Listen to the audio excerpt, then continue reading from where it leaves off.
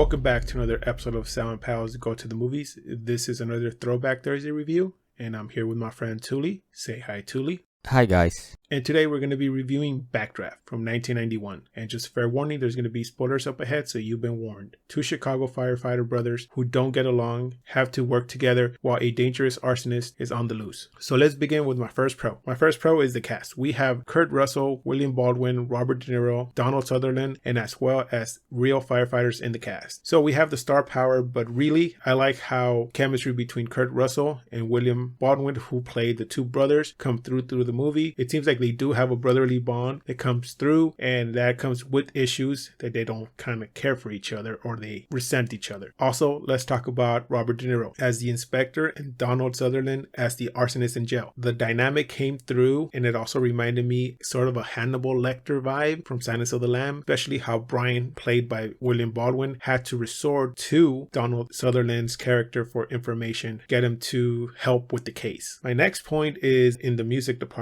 We have Hans Zimmer, and let me tell you, his score fits so well in the movie. It's so subtle, and yet it's not overpowering, but it blends so well into the movie that you kind of don't even hear it, but at the same time you enjoy it. So it's kind of there, but at the same time it's not overpowering the scenes, and that's basically what Hans is famous for doing with all his scores from other movies. Next point is the special effects, and that's the lack of CG and how they went with the practical effects to showcase the fire as a living, breathing entity, which firefighters actually call the beast. And for them, it's something that you can't predict, and it just acts erratically. And in the movie, we see it through these practical effects. And I really enjoyed seeing how in the film, the actors come into contact with fire in the scenes. And this is them really in fire. You know, they're taking real precautions just so they can film with real fire. And it's kind of dangerous. And there were some few close calls in the film. Lastly, the respect that they shine on the real firefighters and how they put their lives in danger for the sakes of others. And also the point that this movie actually went on to create a Universal Studios attraction that I personally remember going to as a kid and seeing the director talk to us and say how the film was real, the fire was real, and the danger was real. So that basically, when I saw it, kind of brought something back to me and saying like, wow, this movie was just not filmed, CG effects, you know, this was real, and there's real people who do this and put their lives on the line for us. So now on to my cons. First one is the time jump when Brian goes from being age 7 when he lost his father to the fire and jumps to him becoming a firefighter. We never saw any character development. Instead, we just had to take for face value that he had a strained relationship between his brother and also his sister-in-law, and he kind of never talked to them and would get lost for quite a while and just come back into the picture here and there. We didn't see him quit all his other careers, as they said in the film that he would never stick around a long time. He would just be jumping from job to job. And the same thing goes for Stephen, his brother, played by Kurt Russell, and his on-screen wife. We never saw the relationship before they actually split up and how it would cause tension between them. I would have liked it if they would have touched upon those things and created some character development between the brothers. That way we can actually care for them at the end of the movie. Also, they could have added more things that Brian could have found along to kind of hint that his brother could have been the arsonist on the loose. And at the end, the big reveal that it wasn't his brother, it was somebody else. That would basically have caught us off guard, like a twist in the movie, but they didn't go that route. And as for Robert De Niro, we never got to see how he caught Donald Sutherland or fight any fires himself. The only thing is that we just were told that he was a good inspector and we saw him with burn marks. They really missed a chance with that character as well. And lastly, the length of the film. It was too long, and I believe it was due to some scenes that were not needed. They were probably just in there for eye candy for the ladies, you know, when the guys are working out and just probably playing with water, not when they were actually fighting the fires, but practicing. So in that sense, I mean, I think there was some scenes that could have been taken out and made the film way shorter, and they could have focused on other character development instead. So with that, I'm going to pass it on to my friend Touly and see how he saw the movie and what grade he gave the movie. So I agree with a lot of the points that Sal made about the film. Star power is great, but the relationship between the two brothers, which I thought should have carried the film in a lot of ways as the mystery is getting solved. The mystery of, you know, who has been setting these buildings on fire, you know, the arsonist. I thought they should have probably like gone hand in hand as the story progresses and them getting potentially closer to solving who is the perpetrator of these crimes. That I thought the relationship between the brothers would somehow somehow culminate to something that would be worth remembering, that the payoff would be worth it. But it felt like the movie was trying to, as Sal pointed out, set this tone of like brotherly love, and that there was this tension between them, but without the proper setup to establish the sort of disconnect that these two brothers had because of the distance that has been portrayed or set between them, because Brian having to cope with the loss of the father in his own way and jumping from job to job but not being successful. To Sal's point, again, I would have loved to see a little bit more of that, to see for myself the sort of struggle that he has been going through in his life to sort of deal with his personal demons. It would have made me care more for him as an individual character, but even with like the two brothers, the way they were interacting with one another. And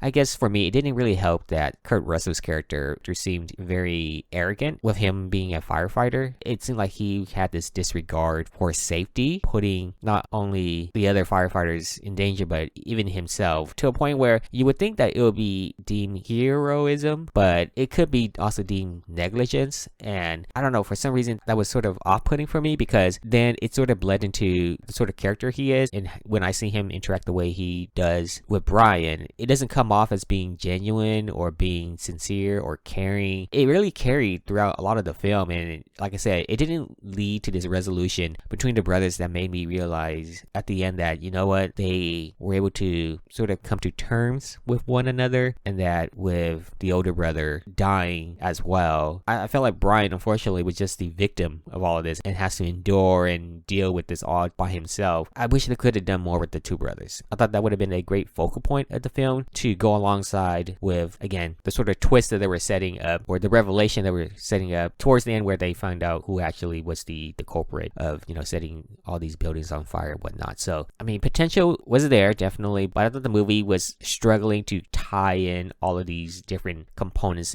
into like a synchronized product. It felt like it was trying to do too much, but at the same time, I just didn't feel like it was able to piece everything together. If it was able to do that, then it would have been fine. The movie was a tad long, and they could have cut down on certain scenes. I definitely agree with that in Sal's assessment as well. The music was fine, you know, Hans Zimmer being behind the wheels. He's normally pretty good at composing music, composing scores for films. I do appreciate the dangers that was present in this film, like real life danger, because the movie was filmed back in the early 90s, in which special effects was a little more challenging to deal with when it came to fire. So them being in the presence of real fire and filming in these instances, I have to give kudos to the people who were involved in the film, because if this was filmed in today's time, I would imagine, you know, a lot more green screen, and these actors and actresses would have been put in a dangerous situation when it comes to like their job. So I guess it's just different times, and I'm all for safety as well, but I have to give props to them when they were making the film back in the early 90s,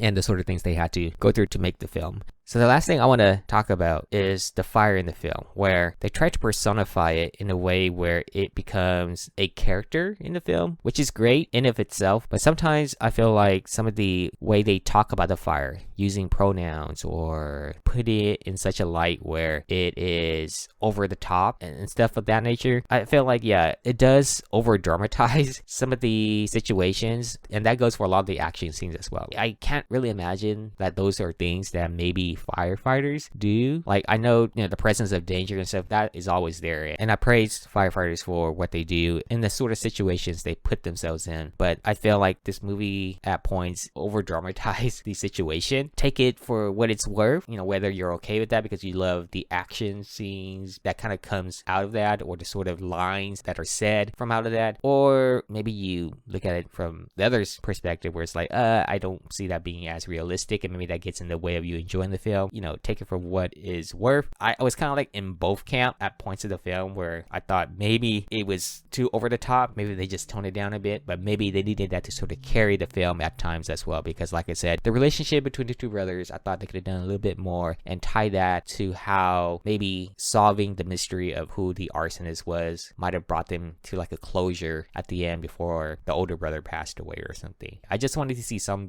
sort of closure between the brothers that made me feel good, but I didn't really get it at the end. So my overall score for the film is going to be a 5 out of 10. I do appreciate, as Sal pointed out, that this did influence things like Universal Studios Hollywood, stuff of that nature, where you have attractions that sort of was based off film. But in terms of just the movie itself, like I said, potential was there, but I think they could have just tied a lot of those components more well together with more character development between characters, within characters, and the overall narrative of the mystery of these burning buildings and who has been behind them. I totally agree with Touly and his points. I also agree that this movie had the capability of being more than it was. If they could have just connected the stories between the brothers and also the inspector, you know, because it seemed like it was a fractured film. Everybody was trying to do their own thing, but they never sort of connected, or there was not a bridge connecting everyone together. So my grade for this movie is going to be a 5.5 out of 10. I enjoyed the fire sequences and how they basically presented these practical effects. I mean, I'm all about practical effects versus CG. And like Touly says, to have this film be in the 90s and these actors be in real danger, I mean, that's like, you don't see that anymore. It's not that we want to see it, it's just that it's amazing, and kudos to them for actually doing that, you know. So that does it for this review of Backdraft. Please join us next time when we are going to review Nosferatu.